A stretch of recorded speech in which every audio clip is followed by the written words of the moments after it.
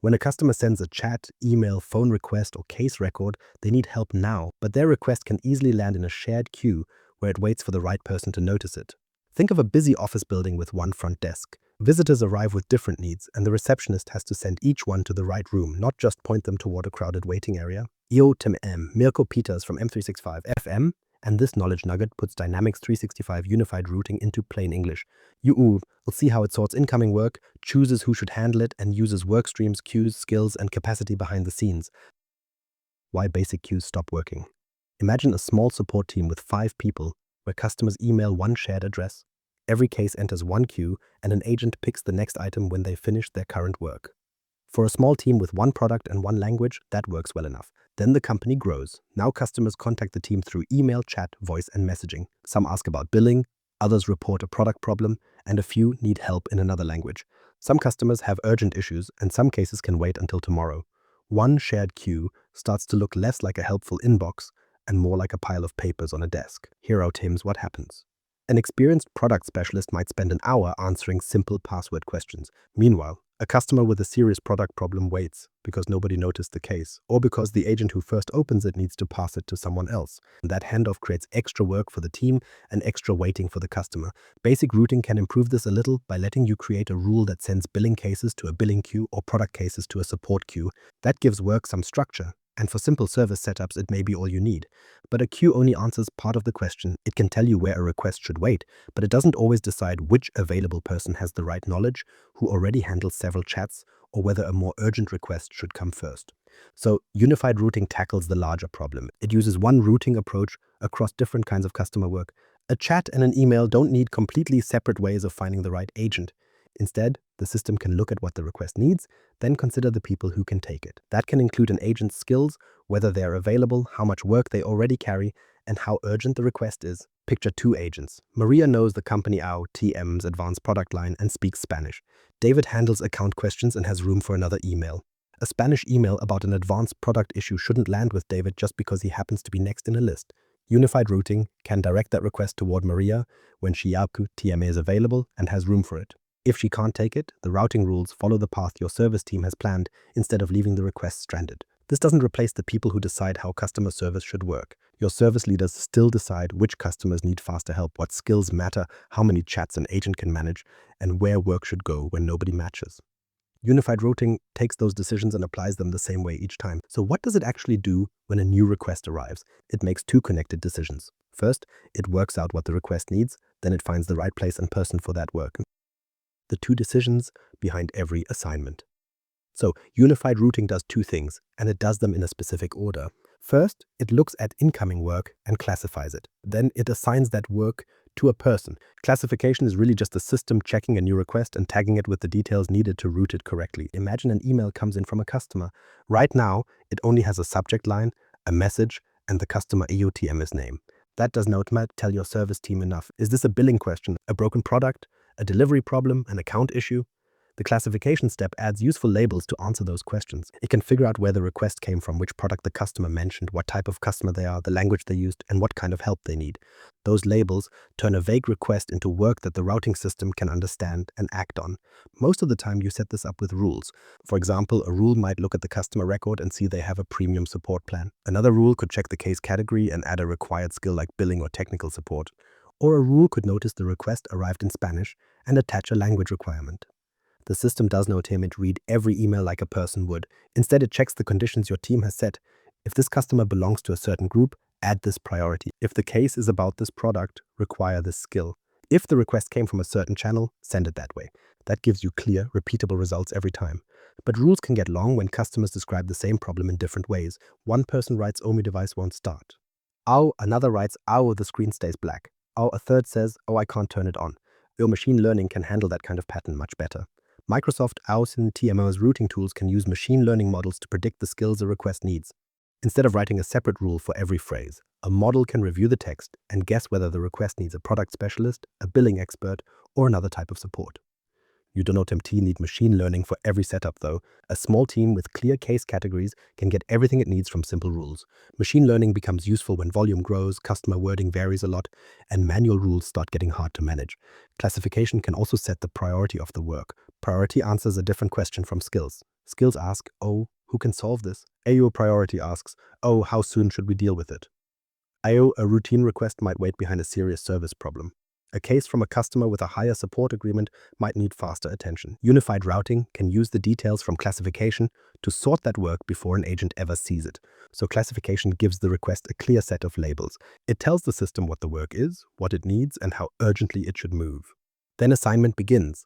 Assignment looks at the requirements on the work item and compares them to the people who could handle it. The system checks agent skills, their skill level where that applies, their queue membership, their availability, and their current workload. That last part matters more than people often think. An agent might have the right product knowledge, but they could already be handling as much work as their capacity allows. Another agent might have the same skill, show as available, and have room for a new request. The system can choose the person who fits the request and can actually take it right now. This is what Microsoft means by the best suited agent. It does not just mean the next name in a list. It means the person who matches the work requirements under the rules you chose. Sometimes that might be the agent with the lowest current workload. In another setup, it could be the next qualified available person, depending on the assignment method your team picks. Presence also feeds into that choice. If someone is offline, away, or busy at their limit, routing should look elsewhere.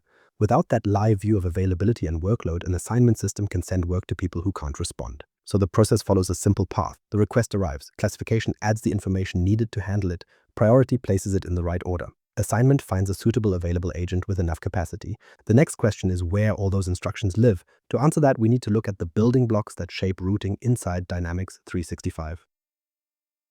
The building blocks: work streams, queues, skills, and capacity.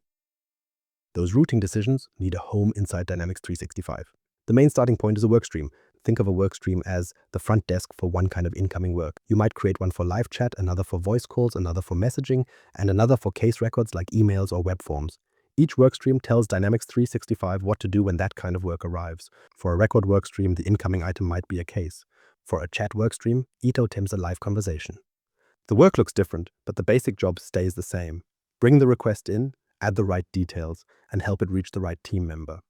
A workstream contains the rules for that journey. It can decide which incoming records belong there through intake rules. It can contain classification rules that add skills, priority, or other details. It can also include rules that send work toward the correct queue. You and me will usually choose a fallback queue as well. That is the safe place for work when the normal route cannot find a match. Maybe no agent currently has the required skill. Maybe the team has no TMD finished setting up a new product category. Rather than letting the request disappear into nowhere, Dynamics 365 can send it to a queue where someone can review it. A workstream also controls how agents receive work. With push assignment, the system sends a new item directly to an eligible agent. The agent gets a notification and starts working on it. This works well when you want the system to keep work moving without agents watching a list all day. Pick assignment takes a different approach. Eligible agents see work waiting in a queue and choose which item to take. That gives agents more control, which can help in teams where people need to judge the work before they accept it. The workstream helps set that behavior, but your team decides which approach fits the job. Now, where does work wait before an agent takes it? That opens where queues come in. A queue is a waiting area and a team boundary. It groups work that belongs with a certain part of the service team, like billing, product support, or customer onboarding. Many people treat a queue like the whole routing system. It is not limited. A queue can hold work and identify the group responsible for it, but it does not contain the full picture by itself. The routing process still needs to know which person in that group can handle the request right now. For example, a technical support queue might include 10 agents. Only 4 might know a certain product. Of those 4, perhaps 2 are away and 1 already handles the maximum number of chats. The queue points the request in the right direction, while the other routing details narrow down the right person. Those details often come from skills. A skill is a label that describes something an agent knows how to handle. It might be a language, a product line, a support level, or a business area. You add skills to agents, you can also add required skills to incoming work. If a customer writes in German, the request can require German. If the case concerns advanced network setup, it can require that product skill. Dynamics 365 then looks for agents whose own skills match the request. Skill levels add another layer. Imagine 2 people both know a product. One handles basic questions after training, while the other solves complex technical faults every day. A simple "oh, where can I find this setting?" AO question may suit either person. A serious product issue can require the advanced level. That keeps simple work from automatically landing with the most experienced person, while difficult work has a better chance of reaching someone ready for it. Skills only describe fit, though. They do not tell the system whether an agent has room for another task. That AU teams the job of capacity profiles. A capacity profile sets the amount and type of work an agent can handle at one time. Picture each agent with a limited number of work slots. A live chat can take one slot, an email may take another, a voice call can fill the agent totem's full attention, depending on how your team sets it up. You might decide that an agent can handle 2 chats and 1 email at once. Another agent might handle 1 voice call and no additional chats during that call. A senior agent might handle more concurrent work than someone new to the team, but only if that matches the way your service team actually works. Capacity is now timid about pushing more work onto people. It stops the system from treating every available person as equally free. An agent who appears online may already be fully occupied. Without capacity rules, new requests can keep arriving for that person while another qualified agent has room. Presence fills in the other part of the picture. Dynamics 365 needs to know whether someone can receive work at that moment. An agent who is offline, away, or unavailable should know them. You'd receive a new customer request. An agent who is available and still has capacity becomes a possible match. So these building blocks each handle a different part of the job. Work streams control the path for a type of work. Queues organize responsibility. Skills describe what the work needs and what agents know. Capacity and presence show who can take the work now. Put those pieces together, and a customer request can move through a clear set of decisions instead of relying on somebody to spot it first. One request, from customer message to right agent. Let's follow one customer request through the system and see how each piece works. So imagine a customer sends an email in Spanish. Their company uses an advanced product, the issue stops part of their work, and their support agreement means it needs quick attention. At first, it's just an email or nothing special. That email enters Dynamics 365 as a case record. An intake rule checks whether the record belongs in the right work stream. In this example, the rule sees it arrive by email and routes it into the email or record work stream for customer support. Once that work stream takes over, the classification rules look at the details already attached to the case, the email origin, the customer account, the product listed, the urgency level, and the language needed. Each rule adds information that changes the next decision. The customer account may identify a premium support plan, so the case gets a higher priority. The selected product may require an advanced product support skill. The language field adds Spanish as another required skill. Here's the thing, nothing has reached an agent yet. But the request now carries a clear set of needs: high priority, advanced product knowledge, and Spanish language support. That gives Dynamics 365 something specific to match, instead of sending a vague email to a general team. A route to queue rule can then place the case in the queue responsible for that product area. Notice what the queue does here. It puts the case with the right service group, but the queue doesn't just hand it to the first person it finds. The case still needs an agent who meets its requirements and has capacity for it. So Dynamics 365 looks at the eligible agents in that queue. Take a team of 4 agents in the advanced product support queue. One speaks Spanish but is away, one is available but only handles basic products, and a third has the right skills but is already at full capacity with active chats and emails. The 4th agent, Elena, speaks Spanish, holds the advanced product skill level, is available, and has room for one more email. She becomes the best match. With push assignment, Dynamics 365 sends the case directly to Elena. She gets the work notification in the Copilot service workspace, opens the case, and starts with the details already gathered during routing. Your customer doesn't need to repeat the product issue to a general agent, and Elena doesn't need to dig through a busy queue guessing which cases to take. She receives a request that fits her skills and current workload. That's push assignment in plain English. The system chooses an eligible person and sends the work to them. But some teams need a different approach. Imagine a group of senior technical agents who handle complex cases. Each case might need a quick review before someone accepts it. One agent may know a customer's setup well, and another may already work on a related case and can spot the issue faster. For that kind of team, pick assignment works better. The routing process still sends the case to the right queue and identifies which agents qualify. Instead of pushing it straight to Elena, eligible agents can see the case in the queue and choose to take it. That doesn't mean the work becomes unstructured again. No, only the people who meet the routing requirements see it as work they can pick. The team keeps the skills, priority, and capacity controls, while agents keep more choice over the order of their own complex work. Whether you choose push or pick depends on how your service team works. Push assignment fits a busy service desk where speed and steady distribution matter. Pick assignment fits work where the agent needs more control before accepting the next request. Either way, your customer sees a simpler experience. Their message reaches someone who can handle it without unnecessary transfers. The service team spends less time sorting and forwarding cases. And because Dynamics 365 records the assignment, the case has a clearer owner from the start. One email involves quite a few decisions behind the scenes, but the customer only notices one thing: the right person responds. Planning a routing model that people can run. A good routing setup starts before anyone opens an admin screen. Start with the service promise you want to keep. Which requests need a fast reply? Which ones need a specialist? Which channels need their own path because a live conversation can't wait like an email can?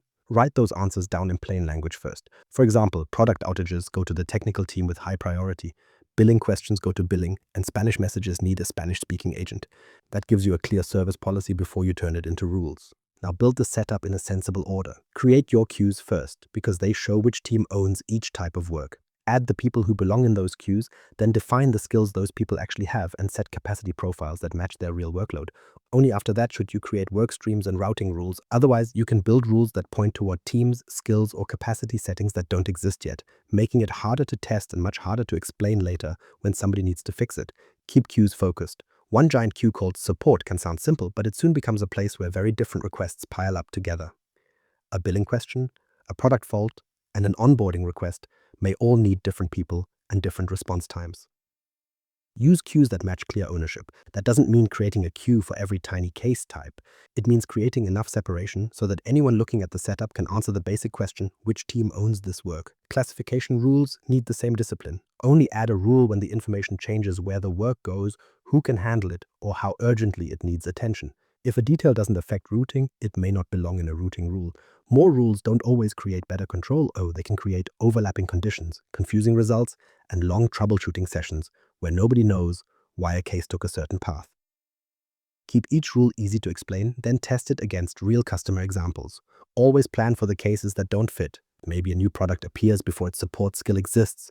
Maybe every qualified agent reaches full capacity, or maybe a case arrives with missing information, so the system can't identify the right route. Your fallback queue needs an owner who watches it, reviews work that lands there, and decides whether the routing setup needs a change. A fallback queue isn't a place to forget difficult work. It's an early warning sign that your planned path needs attention. Testing should include more than the happy path. Test a case with the right skills available, then try the same case when every matching agent is unavailable. Also test what happens when capacity is full, when a skill is missing, and when a classification rule can't find the detail it expects. You want to see where the work goes before a real customer waits there. One more practical point. Agents receive work routed through unified routing in the Copilot service workspace, not through unified service desk.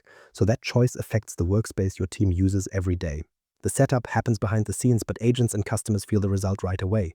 Clear rules, sensible ownership, and regular testing keep routing useful instead of turning it into another system people work around.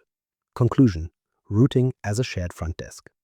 Think of unified routing as a smart front desk. It takes your service rules and makes sure every request goes exactly where it needs to, no waiting in a queue hoping someone notices it. Subscribe to Microsoft Knowledge Nuggets on M365 FM and check out the next episode to see how Dynamics 365 services work together behind your customer support workspace.